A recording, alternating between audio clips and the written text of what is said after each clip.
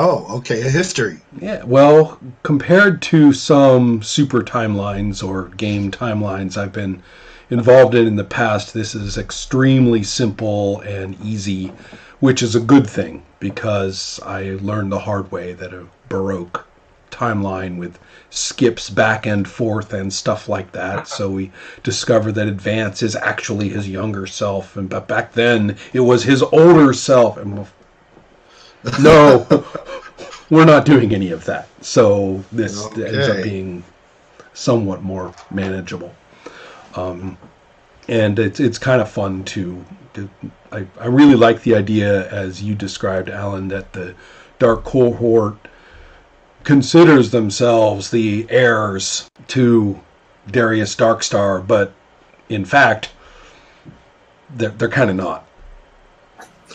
So they consider themselves to be ideologically carrying on his mission, and he's probably like,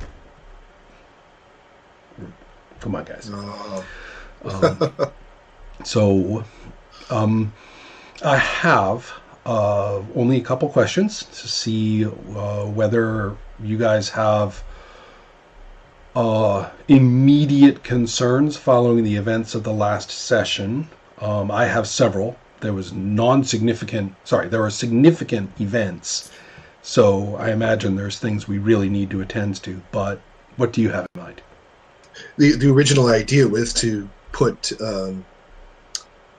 Advance Vince in touch with Dr. Darkstar because they were both tech guys and they would know more about this. I think the thing that Power Star is most interested in is what the heck was going on with that energy at the Space Needle and what can we find out about it? And of course, Vince and Dr. Darius Darkstar seem to be the primary go-to people for that kind of information. I think that sounds like a very important point. And I'd love to have a scene where we don't have to do any complicated logistics and we simply see you guys at Darkstar's domicile and move straight into that. I will give a couple of other contextual details. One of which is that I think we can jump to a point where several very active individuals happen to have found one another. Those individuals include Aaron, Mike's brother, Denise, and Gavin from Advanced Futures, and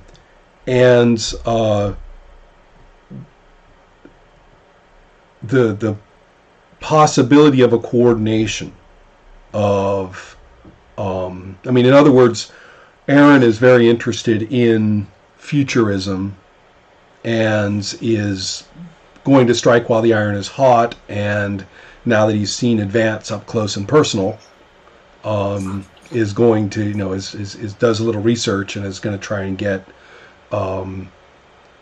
is going to try and get involved. What I'm trying to do is put a lot of the characters who have similar interests in each other's sights, so that you will find people like Gavin, the financial person, and Janelle, the promotional person at Advanced Futures, will be talking to people like Aaron.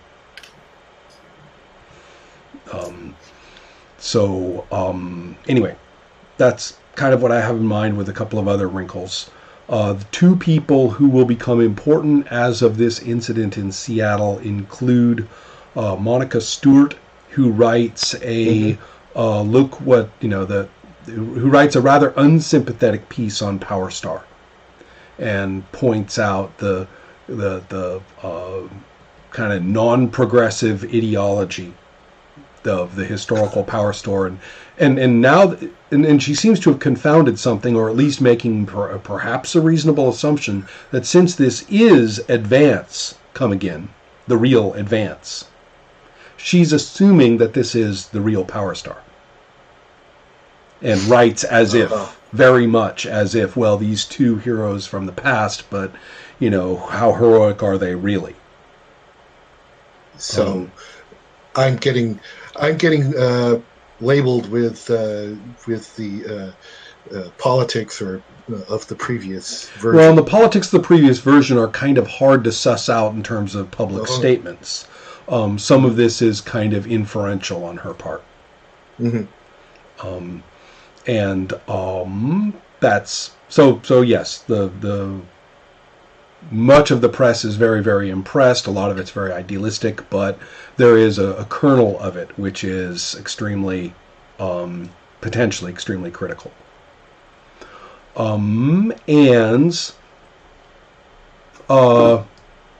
Yes, Advanced Futures is going to be hit with a set of legal and a set of legal maneuvers regarding energy management. You may find yourselves in violation of any number of intersecting regulations concerning energy management in California. You have exceeded the level of power draw and power delivery that you're allowed to have in the course of industrial research, and have moved into a zone that is properly considered commercial grade. And you don't have all of the, you don't have that particular status. You're not an energy producing company. So you might have to get shut down while they work this out.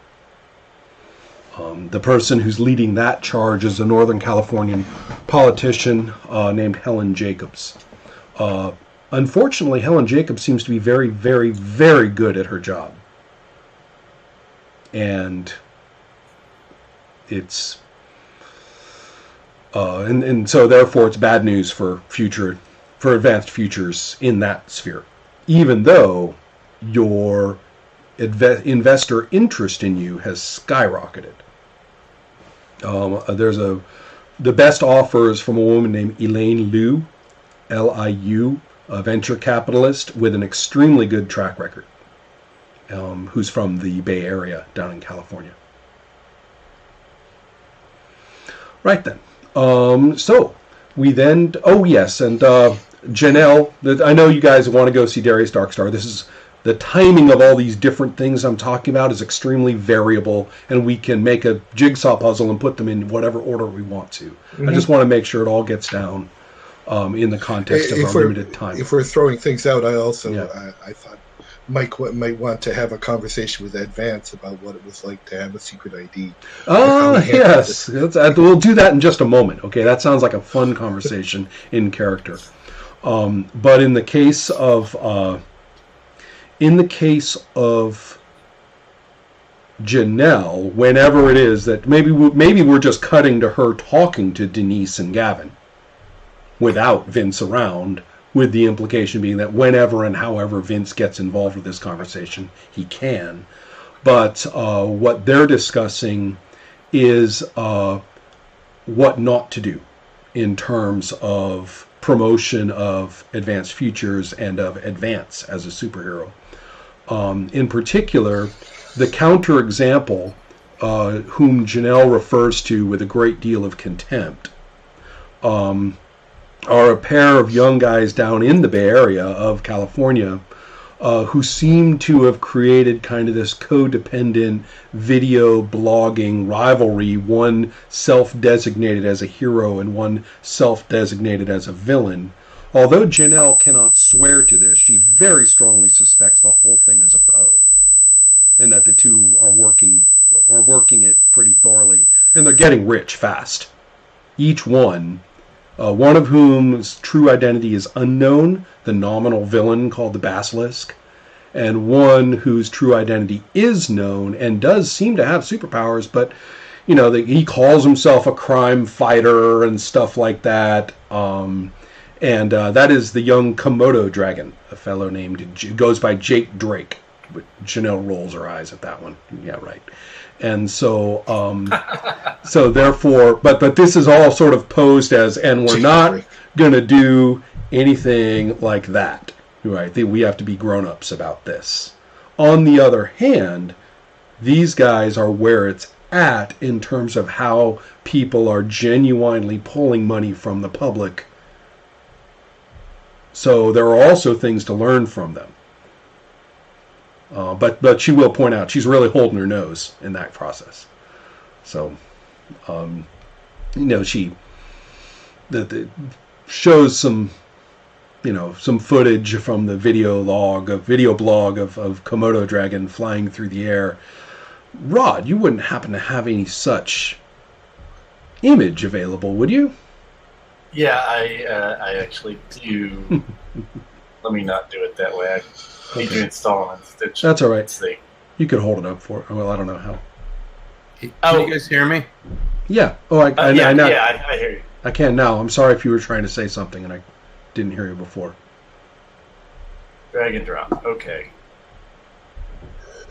I had a quick quick comment for the fallout of the Space Needle. Is that going to get like all cordoned off and? As a matter of fact, that's a very good question, because there is an agency, a federal agency that comes in and does the whole blockading of the area, they are identified as Project Beyond. Project Beyond. And they are in charge of managing this.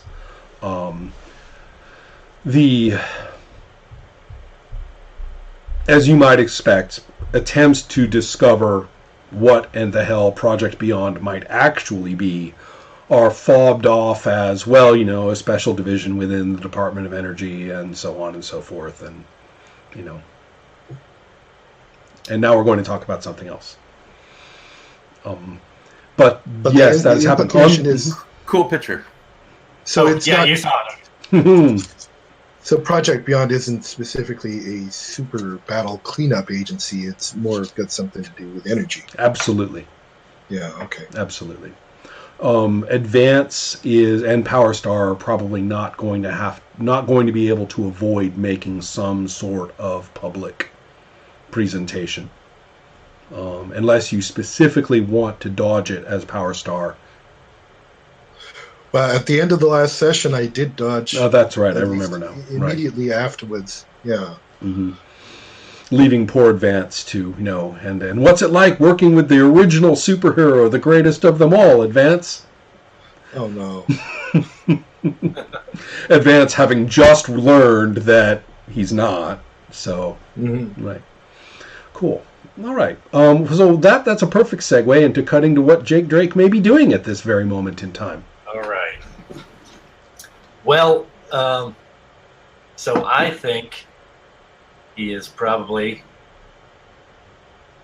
let's say it's a foggy morning, like the Pacific fog is rolling in, and he's standing on top of the Golden Gate Bridge, sensing the flow of energy across his domain, on camera, of course. That's the image. Okay. I didn't know if there was the image. Okay. Good enough. I mean, one thing that you will discover is that the said energy actually doubles him over in an extremely unphotogenic surge of power. And so basically you get a whole lot more signal than you've ever got before. Okay. And so and yeah, you're going to have to clip that out, because in your little it's a live feed. Yes. I'll quickly ham it up, then we can just cut the bad part. Oh, okay, right. Ties them together. There you go. You've got to have an instinct for this, Ron. Yep. Sure. I get that. And so, yes, that is, however, what occurs. Despite Janelle's dismissal, you know that the basilisk is capable of harm and has done things that have endangered people's lives. They do a very good job, however, whoever it is doing a very good job of doing very Hollywood-style crimes like robbing a bank But you know that the Basilisk also, and the few times you've actually been able to do anything about it, the Basilisk actually has done some pretty bad shit. And so, and his or her rhetoric has boosted lately. In fact, the latest one, because you're a public identity, because people know who you are, your ethnic background is known, and so therefore the disguise, the voice of the Basilisk in their video presentations is always a voiceover of things the Basilisk does. So it's not like you sometimes just talk to the camera and are Jake, you know, being what it's like to be Komodo Dragon. The Basilisk never does that. It's always voiceover over other stuff. And it's often like footage from other places that the Basilisk is commenting about. Certain choice commentary about immigration, certain choice commentary about, all manner of issues. Frank, you had mentioned a particular political dimension to which you were not party in our previous conversations. The Basilisk is very much in that zone. So for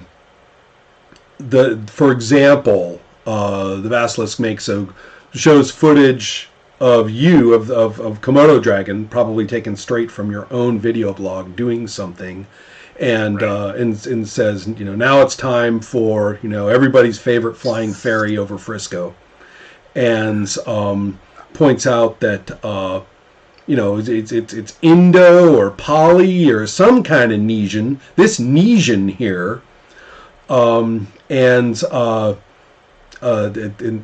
goes into kind of thing. Well, we know what to do with them. And he says, where do you think waterboarding was invented? And he puts up that illustration. I don't know if you've ever seen it, which is actually an illustration from the U.S. invasion of the Philippines. That's actually a demonstrate, it's an illustration of waterboarding. Wow. That was utilized during that occupation back in the 1890s. And so we made a GIF out of it with little word balloons that pop up. So the prisoner is saying in little word balloons, "Wah! I give up. Wah!" Right, and so and so basically this is actually what I'm trying to say is this is a level above what the Basilisk was doing. What the Basilisk was doing was actually, Janelle kind of had a point that the dastardliness of the Basilisk was actually helping the public heroism of Komodo Dragon. Maybe not intentionally, but that dynamic did work. But this kind of really raw, vicious, abusey thing, this is new. So that's the latest on the Basilisk and Komodo Dragon. Okay. Well, first, copyright strike that video.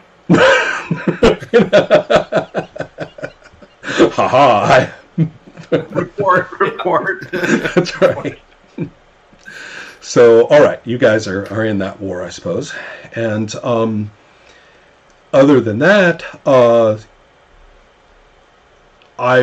is there anything else you want to go over? Maybe Gavin and you, or not Gavin, sorry, I'm going to get my financial dudes mixed up. Chase and you may be having a conversation where Chase is bringing up, now, what on earth is this about?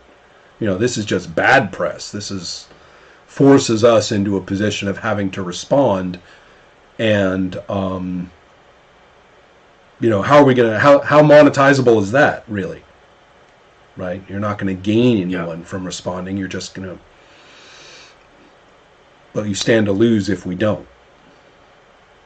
Yeah. Well, maybe we should respond just because it's the right thing to do at this point. I mean, we can't just.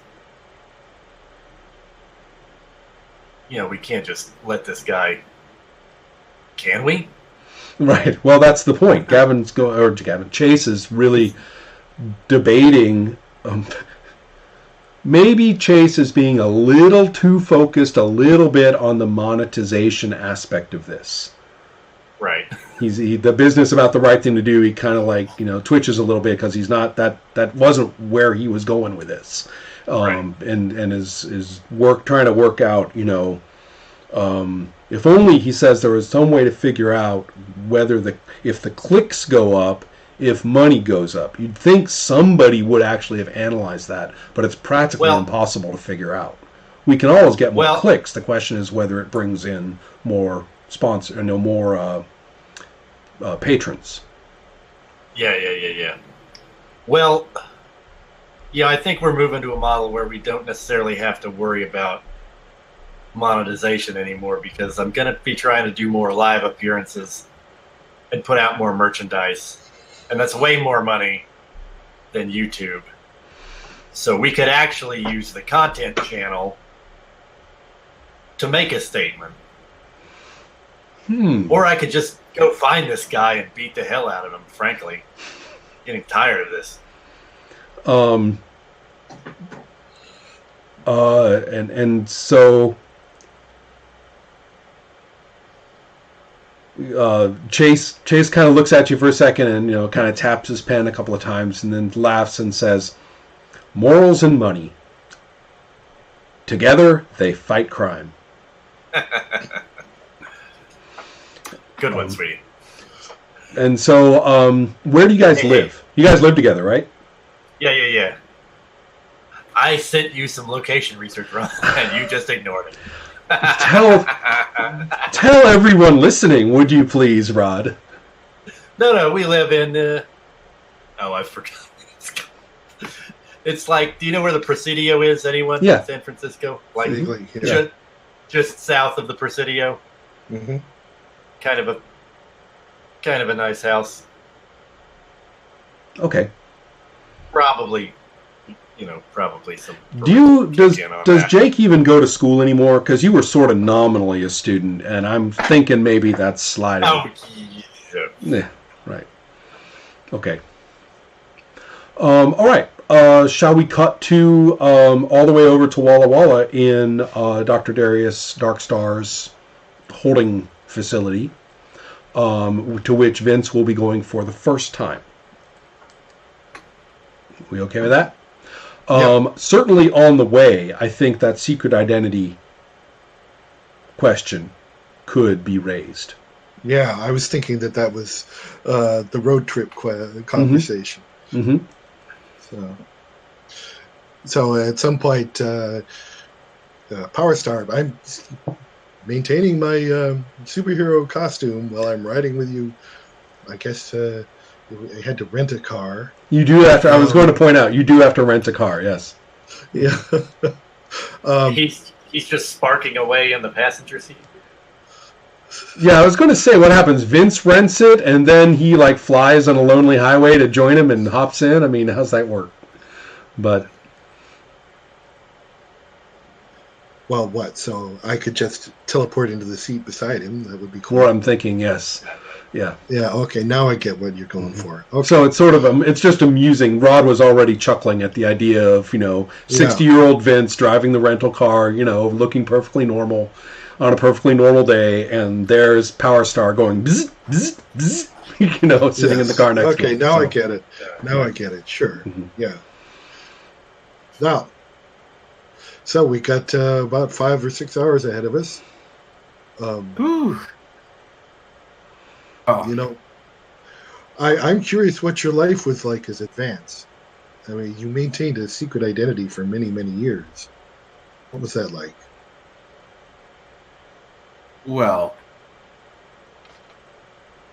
back in those days, it was a lot easier. You didn't have everybody walking around with cameras that can show their image to everybody else on the planet every second of the day. Oh. In the earlier times, there was even phone booths. Phone booths? Yes. Why would you need a booth for a phone? Yes. Well, tell me. I mean, did you ever tell anyone? Did you ever have anybody you let in on the secret? No. No. There were a couple of other heroes that I worked with that I did, But in my personal life, I kept it secret, and then when I retired, it just went away until recently. Yeah. And so, is that what you're struggling with now? Is yeah, I'm wondering. Are you going to come out? How did you deal with keeping secrets? I mean, you were married all these years, right? Yes, but we were together afterwards. After I had retired, I don't think I would have been able to keep that from her. Keep a dual life away from her. Oh. But we got together and married after I had retired as Advance. So did you have like friends that you maintained that you maintained the secret from before you met your wife? Sure. Sure. But when people don't live with you, it's easy. It's easy to do that, I suppose. I wasn't married. I was working on research where I could take,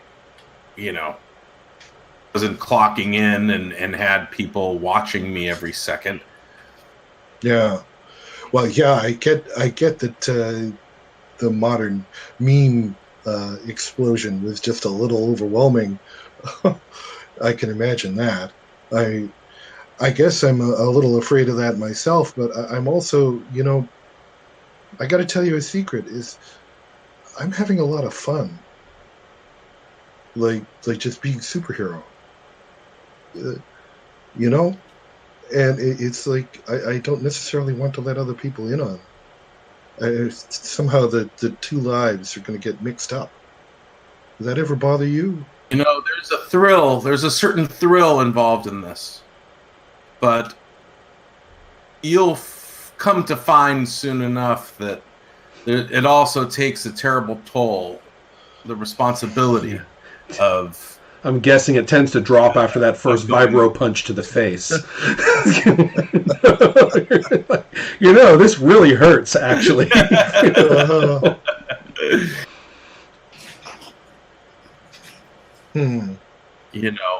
So yes, there is the adrenaline rush, and I've known other heroes that have just completely become adrenaline junkies, but you have to keep the sights in mind that there are the bad villains out there, and they would like nothing more than to see you suffer. Yeah, and there's lots of ways they can make me suffer if they know who I care about. Yeah, I could see that. But so how did you come upon this armor?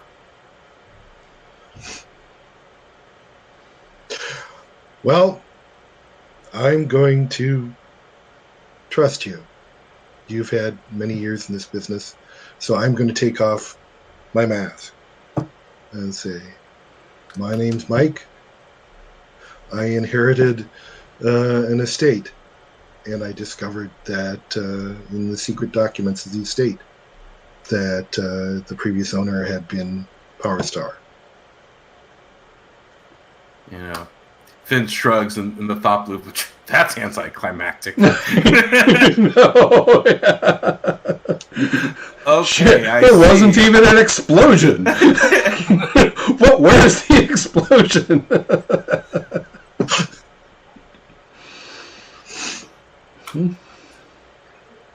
I see. So this was inherited. Yep. Well, you've certainly learned how to use it very, very quickly. Thank you. There was lots of. You can't believe how many old yellow operation manuals the previous operator created. It's like he had some kind of fixation on documenting everything. Another thought balloon for Vince. Yeah, that's called science, kid.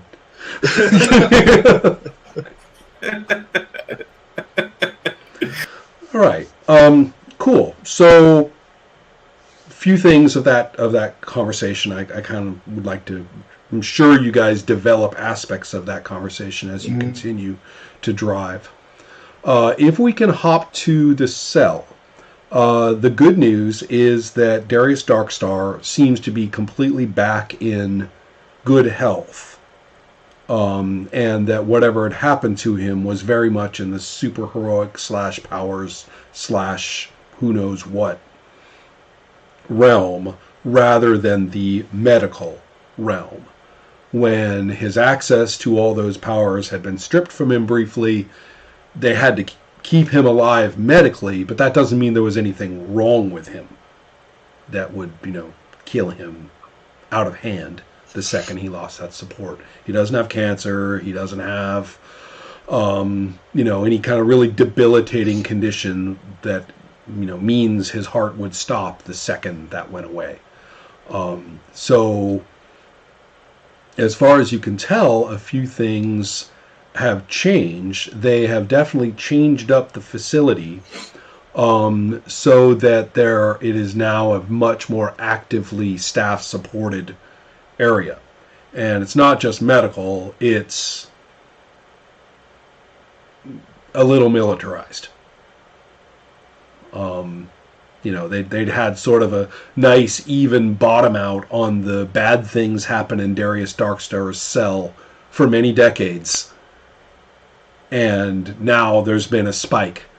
And so, the policy has changed. You want to talk about their old operating manuals? They dusted off a few themselves back at Walla Walla, back in the Washington State Penitentiary. Mm-hmm. And there's equipment that's been unpacked and set up and is activated.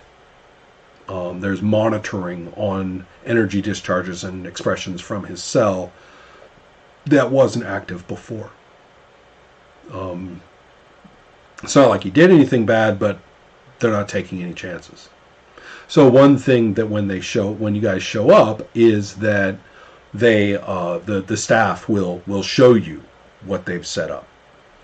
To cut to the chase, Dr. Darkstar is a man of medium height, clearly aged, but not all shriveled up and feeble or anything like that, with a shock of very white, very thick hair. He doesn't look like a kindly old uncle. He looks like a somewhat intense ancient scholar,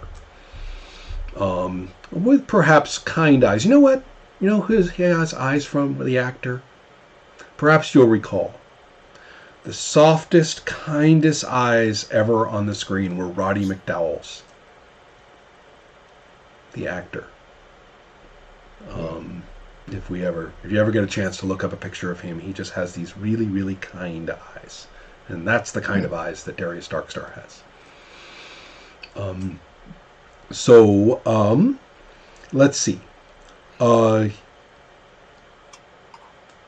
So he greets you, and he is definitely standing in a very ready way.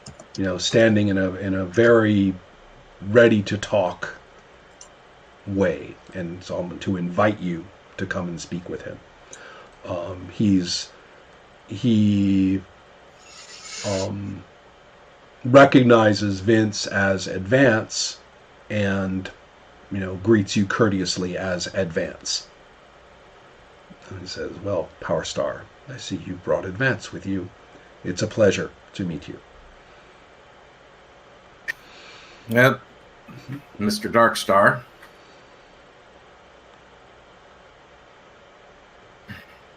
So my hope was that you gentlemen could have a discussion about what happened at the Space Needle and give us some ideas.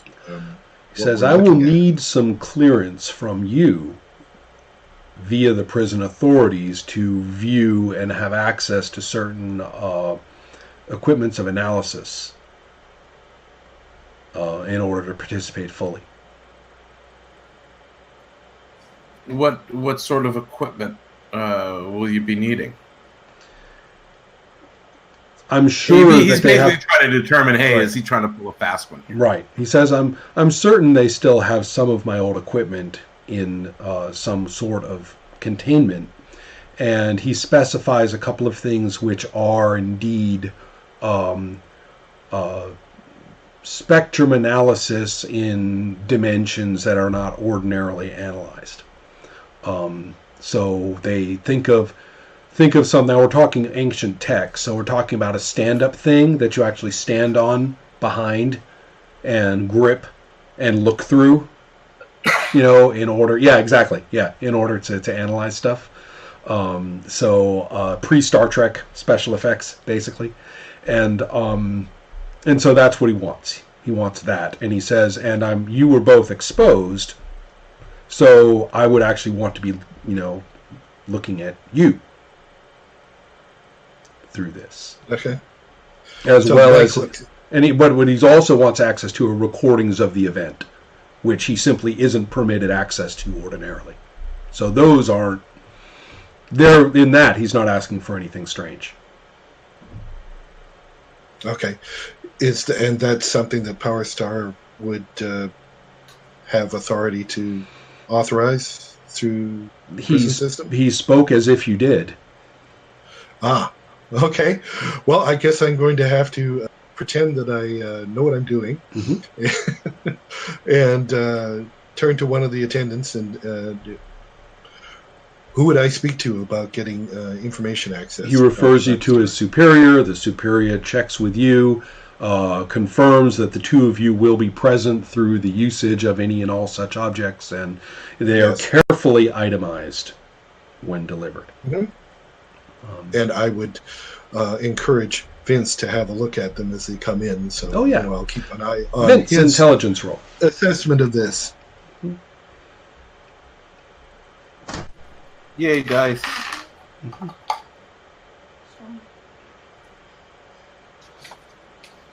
right, that is an 11. You have got it.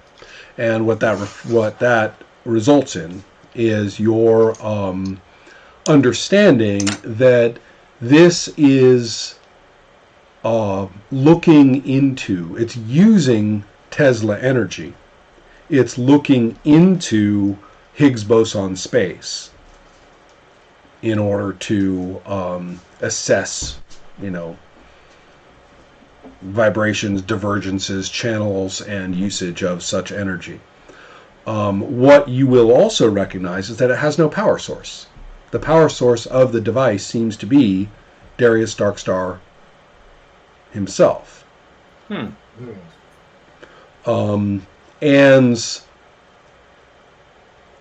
I'll let you think a little bit about that before trying or divining or asking anything else about that.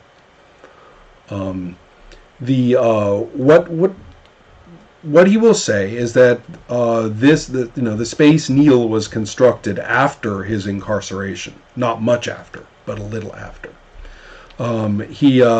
Looking at Power Star, he'll say, he says, your predecessor was not a theoretician. That was me. He was, however, an extremely clever applied engineer. And so, therefore, what he constructed at the Space Needle is an extension from the technologies that I had developed for him in the past. But it is what I fear, it is actually collecting electric and cosmic energy from space and storing it. This was a battery of energies from space. The Dark Cohort clearly wanted access to it. So he says, the individual known as Obsidian, the former Joanne Severin, was attempting to drain off the battery in the force of the explosions that she would generate, thus destroying the battery and sequestering the energy that it had contained in some fashion for their own use. You've prevented them from doing that. He says, I trust that some authoritative agency has taken action regarding the Space Needle and what it is now perhaps suspected to contain?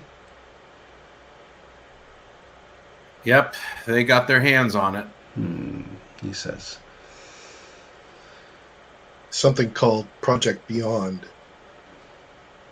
He says, they're still around? Apparently.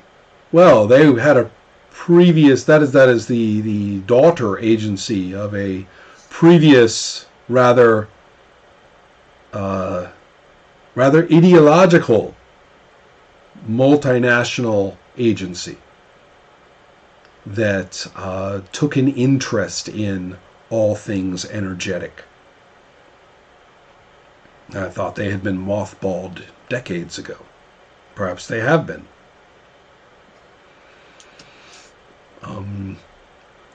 Well, here is, he thinks for a little bit, and I'm going to say he and Vince have a very technical discussion at that point. And one of the important things that he does, he gets off on a tangent talking about you. And he wants to warn you that you are actually working with disruptions of time, micro disruptions of time. So it has nothing to do with time streams in the science fiction sense, but it has to do with the energies by which time exists. And in the disruptions of these, or the micro rearrangements of them, he says, I need to warn you that there are, this may not go unnoticed. Your predecessor, speaking to Power Star, and I had theorized that there were entities that exerted at least attention and desired control over different spheres of energy. And that they may not look kindly upon such disruptions and management within their sphere. Entities, did you say? Yes, he said, we theorized several different names for each. The one that I'm referring to now, we called the Continuum. Well, that would explain the attack on the lab. Tell me about that. I don't know about an attack on a lab. Well, there were some former villains from my previous time looking like they were actually from that time. And this coincides with your episode here. Last week. He's nodding. He's nodding. He's saying we have some very scary. And I use the word in its non-traditional sense, coincidence of phenomena. And he says there's one last point about that energetic storage in the Space Needle that this may be relevant to. As I can understand it by from what you told me, from what we've analyzed, from projecting what I already knew, that can only be utilized through intent. In other words, it needs a mind. It may be that the Dark Cohort knew that and desired one of their number, or perhaps them collectively, to be the mind in question. So one of the important, and Project Beyond, I would not put it past them also, should they come to understand these energies better, to posit some individual through which those energies would be channeled and controlled. That is a vast amount of electrical and cosmic energy gathered from the surrounding space of this planet for decades, and would be formidable when directed through a single person's will. Okay.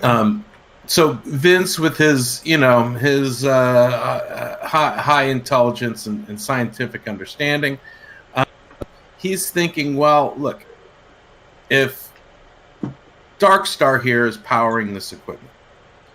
And Darkstar had this episode, and then all of a sudden there was some anomalies happening in the lab and everything. He wants to bring it up to him saying, look, it looks like somebody has tapped into you to use as a power source. You know, how could we stop that from happening?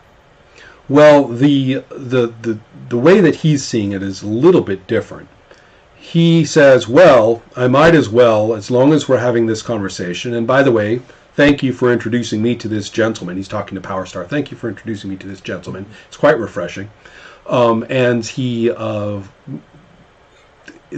points out to you that he's going to reveal that all of his power as Darius Darkstar, as Dr. Darkstar, actually is just only functional when Powerstar is doing things. So he said, your predecessor never figured this out, that the more he would arrive with his powers blazing, the more powerful I was. And only a series of absurd situations in many years ago in which he was forced to confront me without his powers was he then able to best me easily. As I say, good applied engineer, poor theoretician. And so, therefore, it is your return, he said, and your presence here which permitted me to make use of the otherwise ornamental teleport disc in the cell.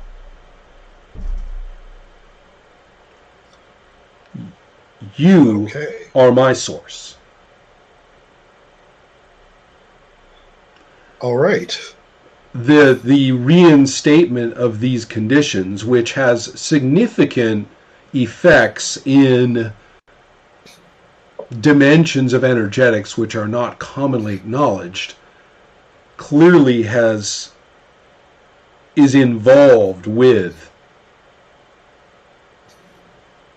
advance as well. We, all the three of us, have drawn the wrath of the continuum.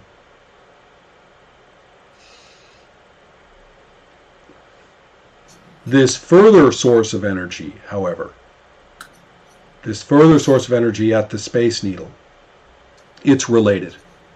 It's related to advance. It's related to, it may be, in fact, the source of Advance's power, and perhaps of others.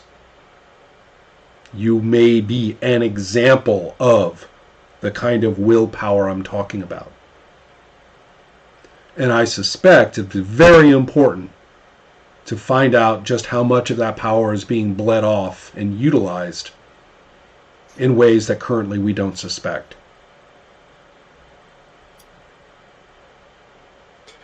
Does that mean that if someone like Obsidian could tap all of the power, you said something like sequester it, does that mean that the superpowered people like Advance would no longer have access to the energy? He shrugs and says, we are in unknown territory. We can only hypothesize. And then he gets a kind of a distant look and says most seriously, and test.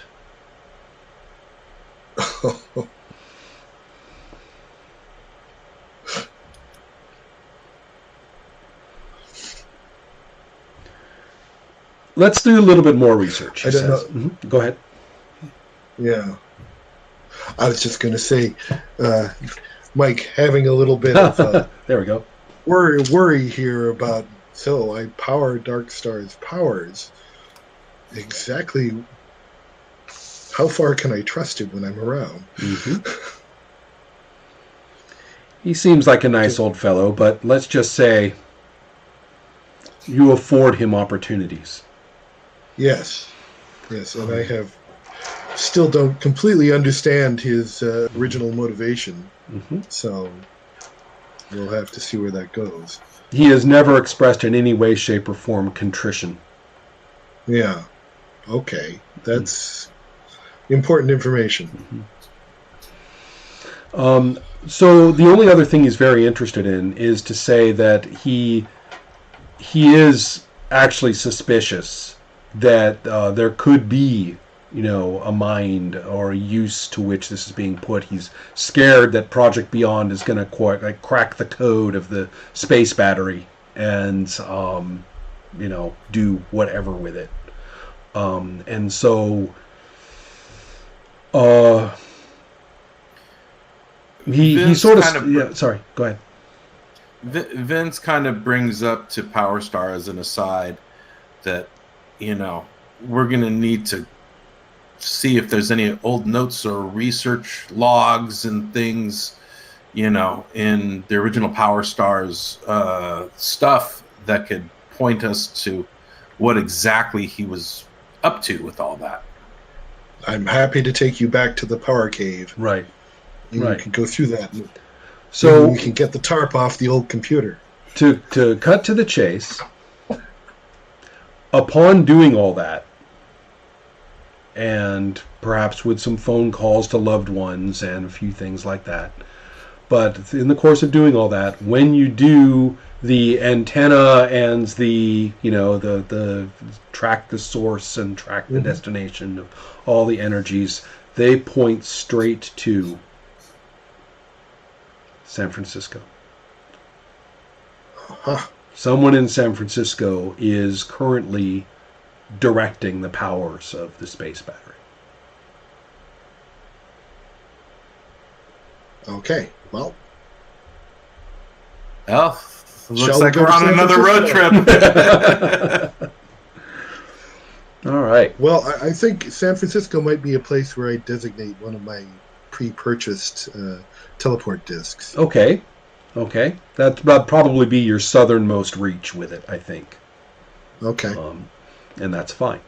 So yeah, that's what's up. In the interest of time, I will not torture you with dependent non-player character opinions. Although I have plenty to do that with, and I may well, I might, as I say, over the course of the session, but not right now. Let's move straight to it. Particularly because the Basilisk has ramped up the video blog campaign and is whipping up actually a demonstration and a challenge to Komodo Dragon. He wants to have all these people marching and calling Komodo Dragon a fake, and oh yes, go back to Nisha. That's the meme that starts getting promulgated. Wow. And so there's people in the Bay Area who are doing this, and since the people know where you live, there's actually belligerent people in the streets. Now, not many, but you've never seen 100 people in a flash mob before who are doing this. And they look set to set up, and they look set to receive more. And the Basilisk has a numbers count running on his website. 101, we broke 100 people, let's get 500 out there. But interjecting this with challenges of, so far it's just been banks. So far it's just been a few displays. So far it's just been a couple of symbolic actions. Now you will see the power of the Basilisk, and it will be clear to anybody and everybody huddled up there in your little, your little love nest apartment, that you cannot stop the Basilisk. And what I will do, he says, California doesn't need green. California doesn't need alternates. California was great when it ran on oil, and it will be greater than ever. Say goodbye, everybody, to all your fancy new hippie shit, useless energy, because it dies tonight. No. How dare he?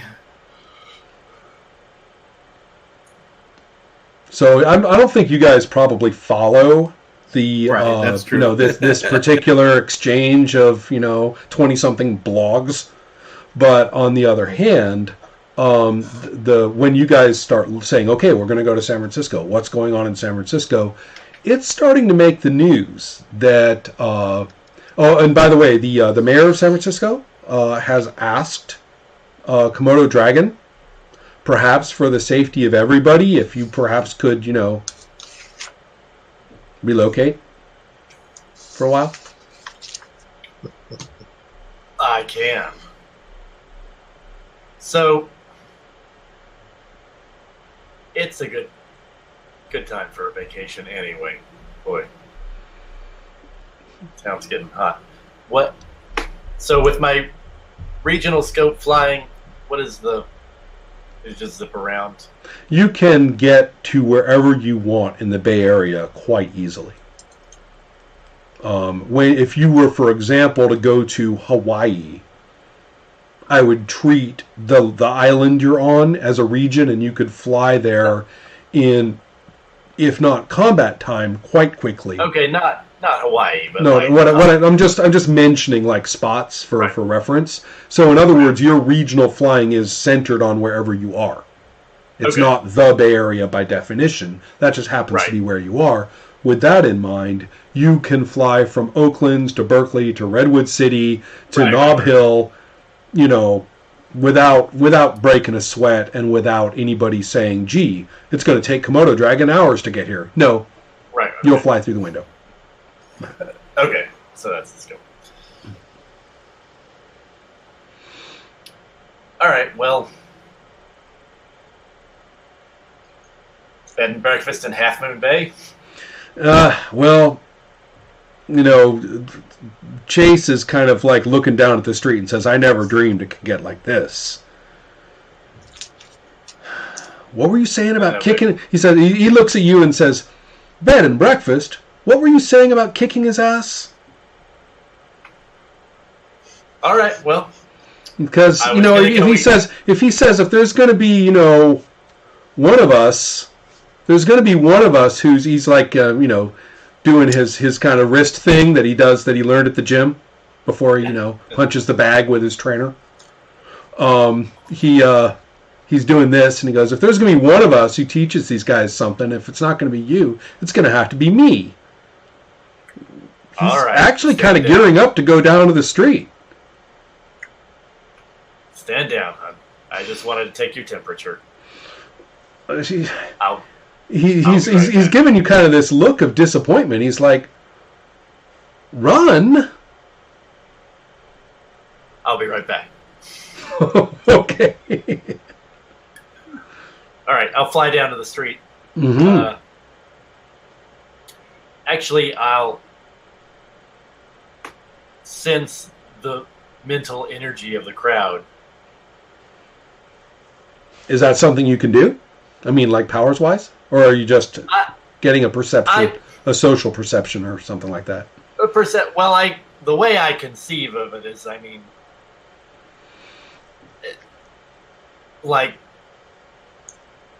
if I've put the points in it to get to sensing individual action, that I can sort of sense agitation and what I mean? It's like I'm actually looking at nervous systems. I see what you mean. What you are getting is that for you to touch down in that, in fact, this does match your power. For you to touch down in the thick of that crowd would be dangerous. People are whipped up enough actually to attack. Okay. They've been kind of like goading each other onto it. If he shows up, that kind of thing. He's just a fake superhero anyway. All he can do is fly. Come on. It's people have been bragging enough and threatening enough that if you were to show up, they've kind of socially convinced others and psychologically convinced themselves to take action. Okay. Is there a police cordon down there? a couple have showed up. It's not really a cordon yet. The police actually seem a little reluctant to do the break it up thing. They're kind of they're being a little bit less assertive toward the crowd than you might have hoped. Right. Okay. Tricky. The police of the Bay Area have been decidedly lukewarm about the presence of Komodo dragon. Gotcha. All right. Well, speech time. Hey, Chase, Hunt, do we have anything like weights, something you're not using that I can bend? I suppose. Just hand me that. Just hand me that that heavy bar. Okay. Right. You can have it. All right. I'll fly out. Sort of confront the crowd. Just with the bar, just sort of casually wrapping it and unwrapping it around my fingers. Right. This big steel. Yeah. Right. Strength of what? 35, 40, something like that? 40. Yeah. 40. So that's going to take all your endurance to do, by the way. I mean, like all 8 endurance. Okay, that's fine. To do that. And so the first thing I want to say is that you have a reputation and you're demonstrating a power.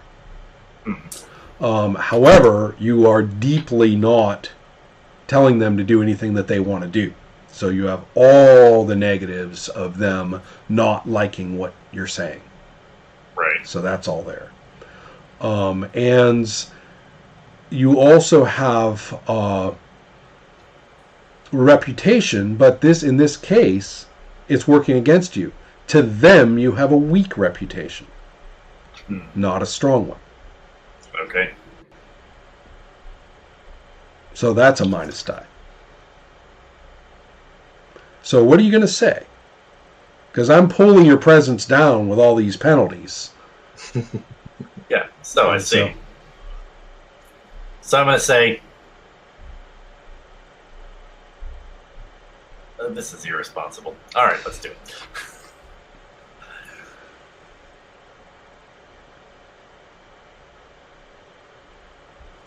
You want to see me fight the basilisk? Well, guess what? I want to fight the basilisk, but I'm not going to waste my time going through you chumps to do it, because I can do to you what I just did to this barbell. Foot chunk. So I don't think you want to be on the receiving end of that. So why don't you run home and go blog to your daddy that he's got a visitor. Okay. And I'll meet him anyway. I'll give you 1 die for that monologue. All right. And so what is that? What's your total then? Well, I'm starting from 4, 5. Right. And so display power. Display the power plus the monologue, and then what I told you probably knocks it down by about 3 dice at least. Okay. Well, that's rough, Ron. That's a 15 then. All right. Well, still, I mean, we're talking about people with presence of 10, so they are, a number of people are rattled and, give back, and everybody sort of reconsiders all the tough shit they just said a few minutes ago, and they don't, for example, surge forward to, attack you or anything like that. However, the police immediately issue you orders to return to your residence and to cease threatening. And as soon as they use the word that you're being threatening, someone in the crowd shouts, "Assault! He's threatening us with assault!" And someone who watched a law show at some point is starting to, make noises about this. So that's your situation. Well, that was about as good as I could expect it to go.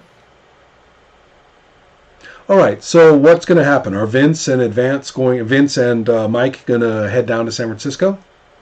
Yes. Mm-hmm. I'll let you decide where the disc is.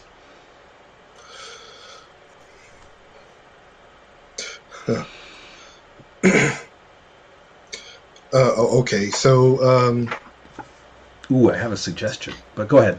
oh no, I want to hear your suggestion. There is a discontinued power plant in the San Francisco area.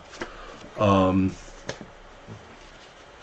Potrero Generating Station, which until about a couple of decades ago was the primary generating station for the Bay Area. And it has it's still being worked and redeveloped into some sort of more local power complex by a variety of companies like Associate Capital and stuff like that, but it is not active at this point. Okay. But it does have scary things like big liquid mixed fuel tanks still sitting there and stuff like that. Oh, lovely. But yes, I thought maybe... What's that? What's the general neighborhood? There's residences near the Golden Gate. Or... it's not... Potrero Hill is not actually... I'm trying to remember if that's even part of San Francisco proper. Yeah, it is. Okay. And so, yeah, it's there. So there are neighborhoods nearby. San Francisco proper, as you know, is really just a small peninsula that's carpeted with residences. So, so you can't go anywhere without being in a neighborhood. But yeah, that's where the disc is somewhere in that complex of buildings.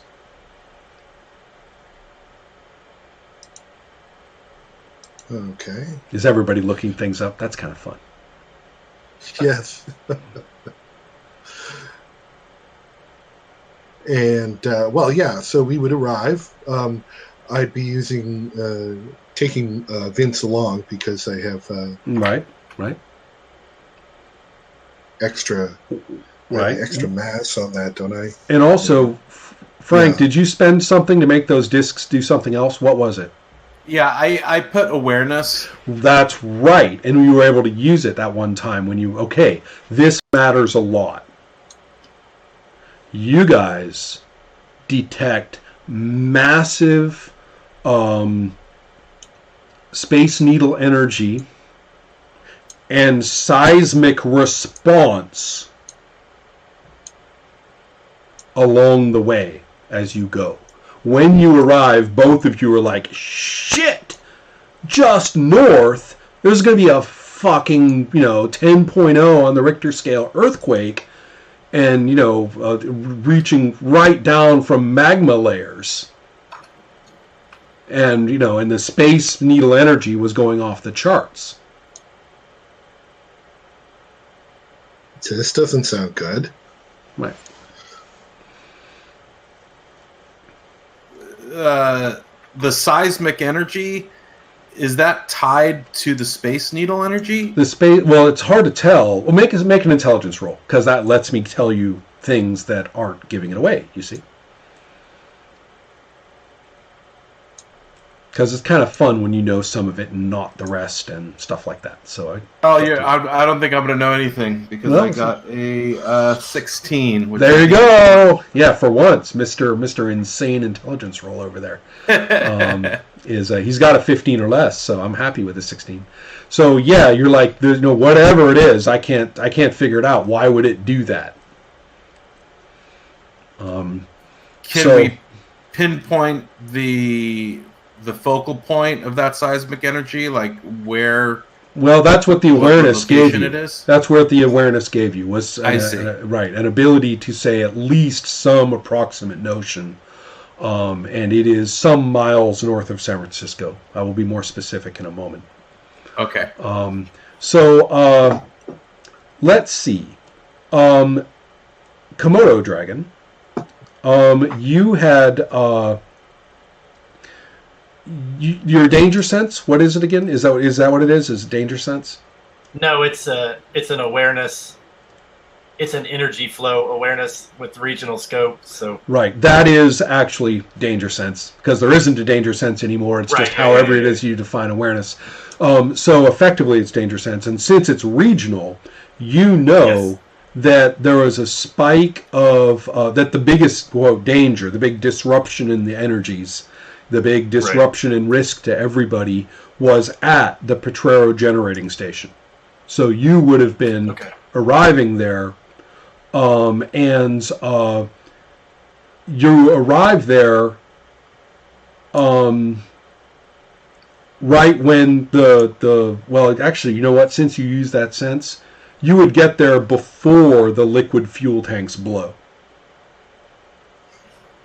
Oh. So you arrive at the Potrero energy station, you're like, my God, this is terrible. I mean, look, there's all kinds of dangers here. What could it be? And not being an idiot, you probably are beginning to think about all the possible dangers, about all the different things that are here, which would include those liquid fuel tanks. And right then, who should appear? And you don't even know about the teleporting disc, so you don't even know how this happens. But in a huge blaze of Tesla crackling energy, appear Power Star and Advance.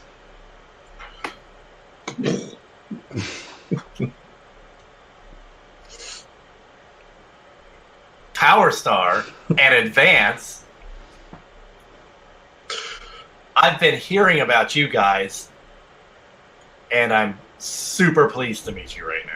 And this is obviously that little shit that Janelle was talking about.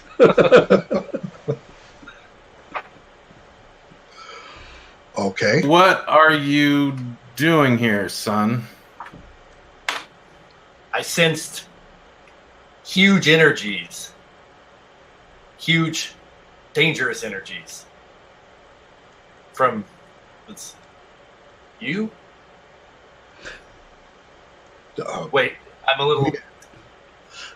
I'm going to look at Advance. I'm not quite sure what the... okay, now is when you make your perception roll, Komodo Dragon. Okay. To get a better idea. Now that you've got, because it's sort of an interesting inference. Yes, it's terrible dangers here. They show up. Maybe it is them. Nope. That's a no. Okay. So... for perception. Right. So it's very hard for you to tell what actually is the danger in question. So what happens? There's fuel everywhere, right? So is this your place? Is this up to code?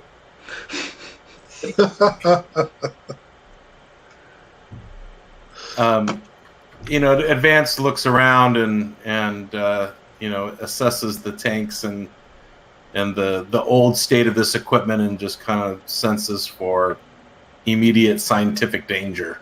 So this is more of a science roll, intelligence kind of thing. It is perception. Make a perception roll.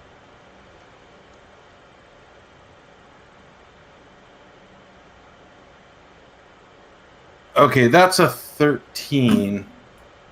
What is perception? Perception roll actually begins at the same as your intelligence roll. You have that monstrous intelligence. You have a 14 or less. So I made it. Okay. By 1. So what that means is that you can tell that there isn't technical faults. The companies that have been trying to develop this property have done their jobs. But what is wrong, however, is that somebody has, in some fashion unknown to you, has induced a series of explosive responses in specific places in the power plant that are going to have a chain reaction that will send the fuel tank sky high any minute now. Okay.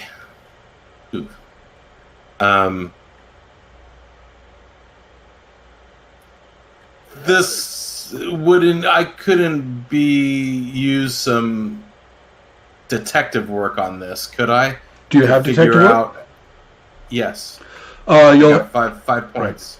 If you cross-reference your discussion right now with Komodo Dragon and ask him what brought him here, etc., and what on earth is going on, and he talks about the basilisk and so on, you can probably get a pretty good idea. Okay. So make your roll. Rod, do you have detective work? I do not. Okay. I learned it from one of my co-heroes in the 80s. He taught me the basics. Right. Well, the nice thing about detective work is that it applies nicely to both induction and deduction, because half the time Batman doesn't deduce anything, he just happens to see it, to know it when he sees it. Or be in the right spot. That guy with the red hat, that kind of thing. So it's the fact that he was looking in that direction, which is what is the detective work. So it's okay. So that's an 8. Excellent. So to cut to the chase for purposes of time, the entity that Komodo Dragon is hunting, the person, the supervillain the Basilisk, has obviously somehow rigged this place to blow and then moved on. Because this isn't where you guys detected that heinous disaster about to happen. So whatever this is obviously something of a diversion. Potentially very destructive. But it's not where the action is tonight. So your detective work will get you there. Okay. Well, I relayed this to them and said we have to at least make this safe. This is a lot. This is still dangerous. Yes. Right. How do we do that? Well, let's see here. Looks like we have to clip the blue wires. Oh no! On all of these things. There are several different avenues. One is to people manage. There are staff here. Another is to use superpowers that will, for example, close off particular fuel lines simply by crushing them, or by, in knowing the right place to do that so it doesn't create a backflow that blows everything up, but, just properly destroying particular places for safety purposes can be done as well. And furthermore, one of the nice things about this is that the physical effects in any one of these spots can be frozen through that entangle. So if anything is like about to go, Power Star can Higgs boson it to freeze what's happening there in time so that it won't happen, and then someone can deal with it in a more organized fashion. So So I've those kinds of activities can save this joint without a whole lot of complicated effort on your part, but time is important. Well, I think the people management is the first step. Right. Power Star will stride in, or power stride right into the control room and say, we need to shut down the fuel flow, and Advance here will give you instructions. Excellent. Roll 6 dice. Reputation plus presence plus monologue. Nothing's working against you. You're not displaying a power, though. And Komodo Dragon. Do you want to do any other people management? I'm feeling a little back on my heels in terms of the people management right now. Oh yeah? Oh well, this is sorry about that, but this is a somewhat more advantageous situation. Yeah, but he's talking to. I mean, can I just get people out of the area? Yeah. There's a explosion. danger, you need to clear this area right away, whoever you are. I'm flying around. Yeah, everybody who's not essential for protecting the area, get everyone else out. Yeah. Right, well, if you're flying around, you're displaying a power, here your reputation helps you, and you're telling them something that they'd actually be pretty inclined to do, and so therefore you can take your presence and add 4 dice to it. Okay, so I'm at 8 dice. Right. We got a big roll. That's 10, 18, Woo. 24, 20, 39, 29. Okay, all right. 29 is as good as a 30. Komodo Dragon does a stellar job, actually, of isolating only the proper personnel, so nobody's stumbling over anybody else. With Power Star, explaining the situation, with Advance there to actually explain what to do. You guys actually can look at each other, not realizing what the other has done, and then all look at each other and realize that you did it. So there might even be like a half-second recognition among the 3 of you of, that's it's good. safe. We work together. Really that happens, Wow. Can I still? I thought I was going to have to go running after the next step, and he did the next step, Fantastic. Sorry, what was that, Rod? I said, can I still crush stuff, though? Is that Yeah, really. Is there anything I can crush? Yeah, right there. Right. So, cool. Excellent. Did you guys mention to Komodo Dragon that there is something else afoot? And Komodo Dragon has certainly recognized by now that there is no basilisk. Yeah. Right. Yeah, there is some serious activity going on north of us. We have to check that out. I did feel an intense energy pulse earlier. Mm-hmm. At a unspecified time. That must be the same thing. Now, I was going to say that should you now consider what large energy sources are already known to be available, Right. How many of you are familiar with the kind of the mountains north of San Francisco, a couple hours drive north, maybe a little less than that. You're probably getting up past Guerneville, past the wine country, past Napa, and there is a mountainous area there.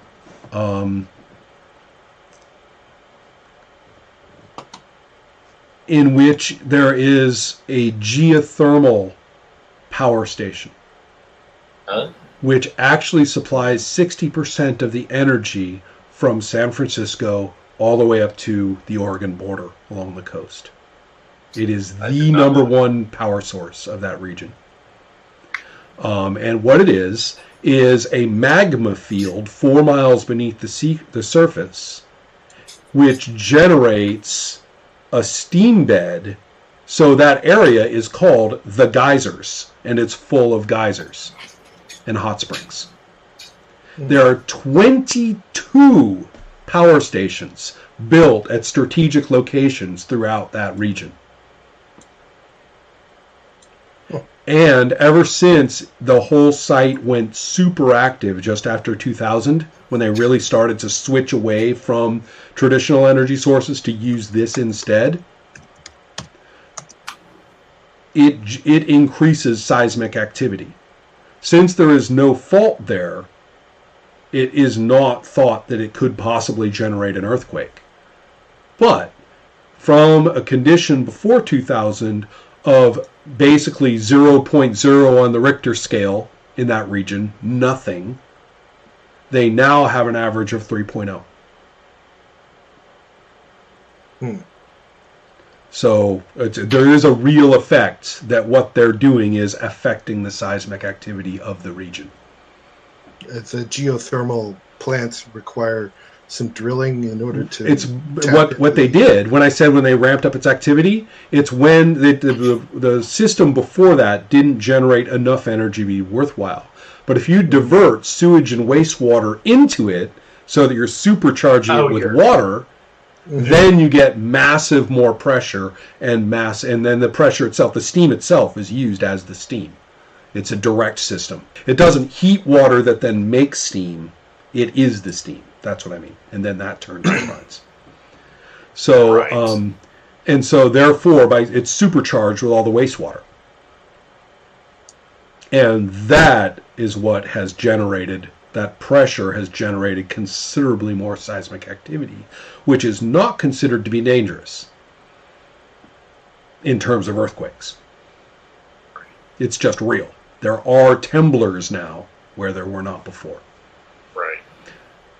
If, But from then- the standpoint of superhero comics, everything I just said didn't send a chill down your spine, then I have not delivered the information properly.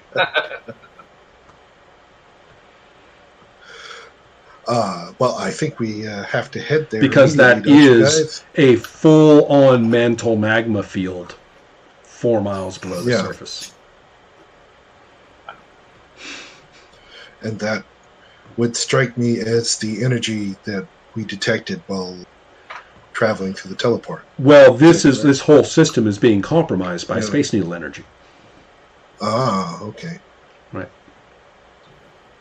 Right. Yep. So Mr. Scientist, Mr. Dr. Velasovich, is it? Mm-hmm. What do you think?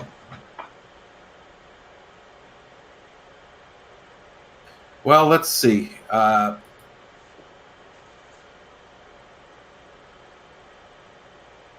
You wanna? If the Space Needle energy is somehow affecting the site, then I would make a educated guess that there must be some sort of apparatus that is receiving the transmission. Dr. Darius Darkstar has already described such an apparatus. It's called a human brain. Yes. So whatever is receiving this energy, we got to take it out. So it could be another person like Obsidian, for example. Obsidian. I think Komodo Dragon has a pretty good idea of who it is. Yeah. Or the basilisk. Yeah.